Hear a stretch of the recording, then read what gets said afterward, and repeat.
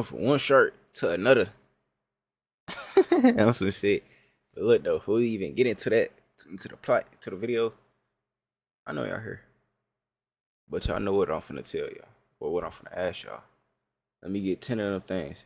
Like the video, like the video, like the video. Hit that like button and help the video get pushed out in the algorithm, twin. Without too much more talking. Yapping.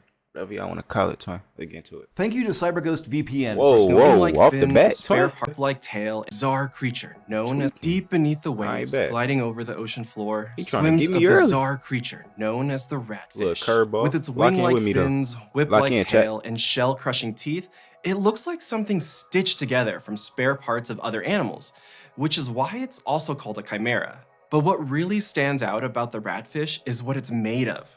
Cartilage, not bone, just like sharks. And that's because the ratfish is a strange leftover from a once great evolutionary chapter in our planet's history. Long before the rise of the great whites and hammerheads we know today, sharks and their cartilaginous relatives ruled Earth's I never oceans heard and of this rivers in before. astonishing variety. It was Okay. the golden age of sharks. But this golden age wasn't dominated by massive killing machines like, say, Megalodon. Instead, it belonged to creatures that were, well, just really, really weird. We're talking sharks with sauce for teeth, sharks What the that look fuck? more like flying fish than fearsome predators, Okay. and sharks with what can only be described as anvils growing out of their heads. So why did sharks get so incredibly diverse and odd during this period, only to lose most of that diversity forever?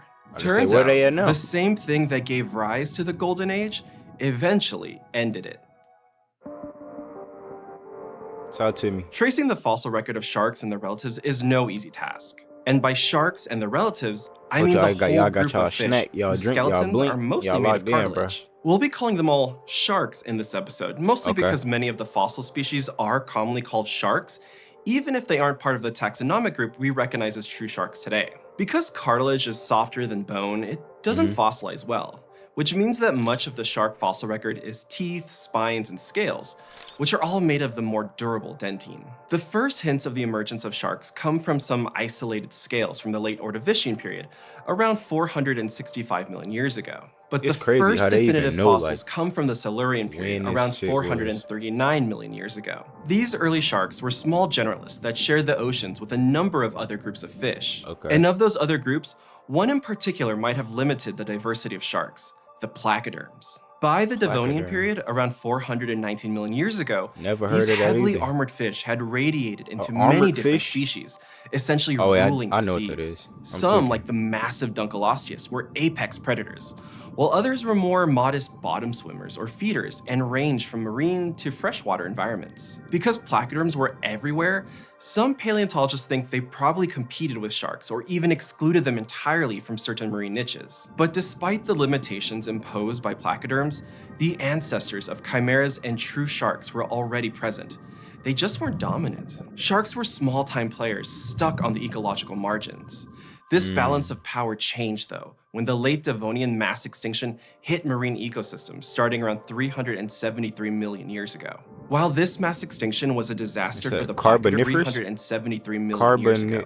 While this Carboniferous. mass extinction Yeah, was a that shit. disaster for the I placoderms, think I which know it. eventually Like, disappeared that shit sound altogether, familiar. for sharks, it was an opportunity. See, know some where the sharks fuck and I their heard relatives that at. I ain't probably gonna lie, managed to son. survive by exploring a wider range of feeding strategies and living or venturing into open oceans, rather than just sticking to the shallow seas where the extinction effects were most severe. With their main competitors gone, sharks and other cartilaginous fish wasted no time in filling the now empty niches that the placoderms left behind. Yeah. And during the final few million years of the Devonian, sharks didn't just bounce back from the extinction event, they boomed. By the Carboniferous period, around Carboniferous. 359 million years I'm ago, locked.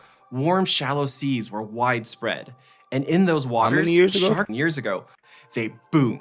By the Carboniferous period, around 359 million years ago, Damn. warm, shallow seas were I was widespread. gonna say, oh, three. And I was gonna say, damn, 350, nah, shit, 350 years ago. He said million, oh shit, damn, his ass tweaking.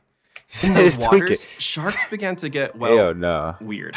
Near the equator, sharks thrived as they evolved into a range of species from Okay. varying shapes and sizes. It was an explosion of shark What diversity, fish unlike had the anything fuck for ever this seen before. shark to be In alive? fact, in some of those environments, sharks and their relatives were up to 60% to 70% Or of what- their total yeah, like, number what of the fuck species. type of One glimpse into this golden age comes from the aquatic roughly animal 325 million had to year old meet Bear for Gulch that limestone shark in to be Montana, alive? a site of exceptional preservation that Oh, captured the shit. ecosystem in stunning detail. Here, we don't just find teeth and scales, but also complete skeletons and even Like the soft shape. tissues. And this glimpse reveals a truly wild cast of characters. Okay. Because unlike their generalist ancestors before them, these creatures were well adapted to very specific ways of life. Take Thrinacotis, for example, a shark that evolved an eel-like body, allowing them to move through tight spaces and ambush Thrinacotis. prey in crevices no other shark could manage. There was also Janassa, which looked remarkably like a modern ray, with a flattened body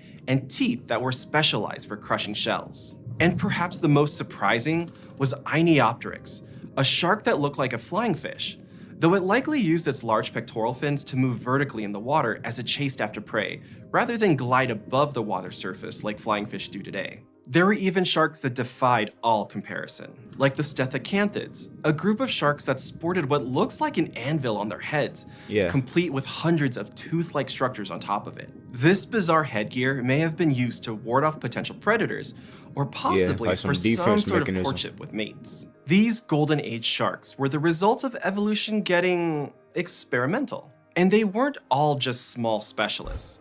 Some, like Cyviotis, grew to sizes rivaling modern great whites, as much as 8 meters long. Hey, bro, One where the impressive fuck I'm at on the specimen from what's now timeline? Mammoth Cave National Park in Kentucky reveals that these apex predators would Yeah, have it's even capping. looked somewhat familiar, not unlike sharks today.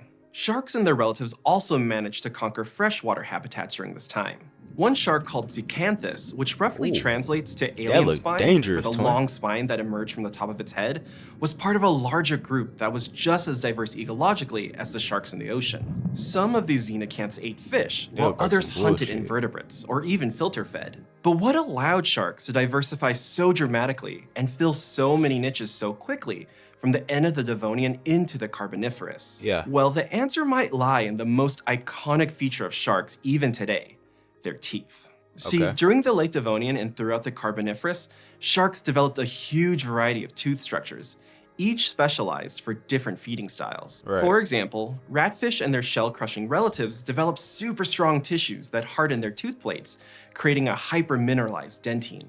This allowed them to feast on prey that was harder and had larger shells than they ate in the Devonian, expanding their options to include a greater diversity of brachiopods and crustaceans. And they didn't stop at a single shell-crushing mode. Sharks Okay. evolved an array of tooth shapes, from large plates to teeth covered in knobby bumps, each useful for eating different types of hard-shelled animals. For sharks that preferred soft-bodied prey, including fishes, the cladodont tooth was most common. This kind of tooth had multiple cusps Cladodonts. surrounding a large central one, perfect for puncturing and grasping slippery things like fish and squid. The arrangement and size of these cusps varied between species and even within a single shark's mouth, creating a more versatile toolkit for handling and processing prey. Teeth specialized for cutting and gouging big animals were also popping up, which would become more common in later sharks. But Ain't gonna lie, I possibly ain't know, the like, all most this, bizarre of like, all were the oh my tooth God. quills.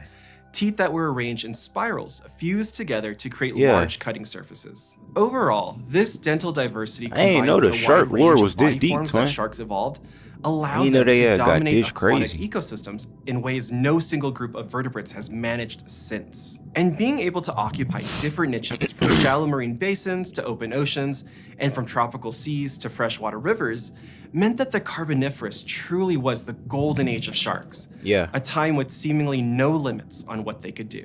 As the Carboniferous period gave way to the Permian But what period, happened- where they're around like the 299 the million years American ago, great white, all that sharks type were of shit, still huh? going strong. World-toothed sharks like Helicoprion proliferated, and more Yeah, like, where freshwater these type sharks of sharks at? emerged among the xenocanths. The regular but shark the that Earth we be was seeing. changing, which would make the very specializations that made They these not sharks so around yet. successful into a The vulnerability. modern shark. As the as I should say. Carboniferous became the Permian, the supercontinent of Pangaea formed, changing coastlines and sea levels. Okay. And by the middle Permian, sharks and shark-like cartilaginous fish diversity was not as high as it had So been it was during the European Carboniferous. fish fucking on, During like, this time, there's a Antarctica spike fish, in the number and of that's how species sharks going came. extinct in the fossil record, while fewer and fewer new species appear to take their place. But what exactly caused this shift is still debated. It might have been ocean anoxic events, periods Okay. when oxygen levels in the waters plummeted. Or maybe What's it that was shit climate called? change and falling sea levels caused by the continents colliding to form Pangaea, disrupting food chains. Whatever the cause, the tides had begun to turn for sharks, whose Okay. bizarre adaptations were well suited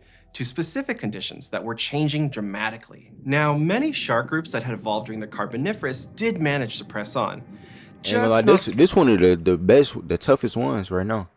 Besides the like the flying one, the little flying one, that bitch look kind of tough. And you know the regular shark, but this shit look dangerous. I'm not gonna lie. It got a fat ass pointer right here, teeth on the outside, and these. Like bro, look fast as shit. Like he got hella agility. He just for them. He tweaking in the water. He on some Vaughn shit. He got at least 30 hats, twin. At least. appreciating as fast as before. At least. These groups managed to adapt to the changing conditions, while other groups disappeared entirely. It all came Lock to me a in, though. head during Lock the me in. mother of all mass extinctions, the end Permian mass extinction event, aka the Great Mass Dying. extinction? Approximately Lavas and shit. 252 million years ago, Damn. massive volcanic eruptions pumped enormous amounts of carbon dioxide into the atmosphere, Is that a praying triggering mantis? global warming and Oh, no, that's ocean a dinosaur. acidification that wiped out over 80% of marine life. And sharks and other cartilaginous fish were no exception. Because unlike the Shit. late Devonian mass extinction that their ancestors had soared through, many of these sharks were no longer generalists. They had traded their flexibility for their bizarre specific adaptations. Yeah. The same thing that had launched sharks into their golden age of weirdness, a mass extinction, would now punish them for getting too weird. Many of the strange sharks and cartilaginous fish that had characterized the golden age disappeared completely. The incredible array of shark body plans and feeding strategies mostly erased in an evolutionary instant. But not all was lost. Just as sharks had survived the late Devonian mass extinction by venturing into open water, some sharks were able to pull from that ancient playbook to weather the Great Dying. These survivors were less specialized and less weird, but more resilient. While we don't have all the details worked out, it seems like it took a 1-2 punch of anoxia or climate change and the greatest mass extinction event in Earth's history to finally end this golden age. Yeah. As the planet slowly recovered, sharks began to rebound. Some groups from the golden age bounced back in the Triassic, though many would be gone by the end of that period. And some of the other survivors from the golden age would re-diversify again later in the Mesozoic out era Sari Thomas. and continue on into the Cenozoic. This ultimately produced familiar sharks like Megalodon by the Miocene Megalodon. epoch, That's what I as was well trying as to- the sharks and cartilaginous fish we have today, like great whites, Great white, hammerheads, rays, hammerhead. and skates. The rise and Oh, fall that's of a weird shark? sharks reminds us that the A aftermath stingray of is a crises- shark? I feel dumb as shit. I ain't know a stingray was a shark, bruh. What the fuck? is when ecological space opens up. So that's often when we see evolutionary experiments in radical Okay. new forms. But it also W reminds stingray. us that there's a trade-off between Low-key do being look like a shark, perfectly now that I'm adapted to a thinking about it. particular set of conditions and being adaptable. As fantastically bizarre as they were, the most specialized Low-key sharks never with was the like, most spectacular unless I'm watching solutions Nemo, to I'm never life's gonna challenges even think about a struggled stingray though. when those For real. challenges changed. And for a time, generalists inherited the earth. But through it all, What the the fuck is ratfish that? glides on along the seafloor, using their specialized teeth to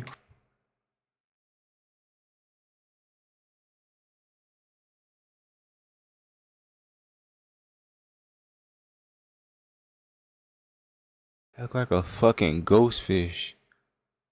Nah, I'm cool. I ain't fucking with Big Bruh. I'll fuck with the Megalodon. I'm smooth off folks' ass right here. You know what he look like? He look like the motherfucking character of Mario. Y'all know what I'm talking about? The dead nigga. crush the shells of their prey, I looking ain't much fucking like with they bro. did during the Carboniferous. Today, I ain't they're fucking a with bro. reminder of that golden age, offering a glimpse into the weird and smooth, wonderful I'll tune in. past of sharks. I'm gonna say that's it. Damn near. Yeah, he talking about Cyber Ghost. That's it. W video, twin. W video.